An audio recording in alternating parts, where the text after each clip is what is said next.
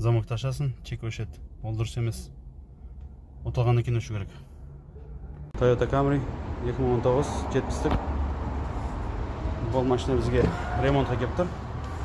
Бұл қазір машина замок ташасын. Чек жанат и өшет. Ол дұрыс емес, бірақ оталтырған кезде двигатель деп тұр.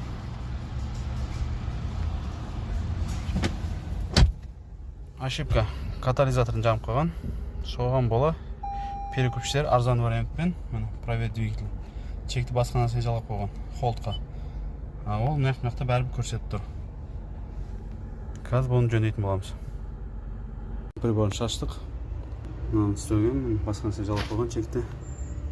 Мына жерден үзіп тастаған. Осыны мына жерді қазір қайтадан жалғау керек.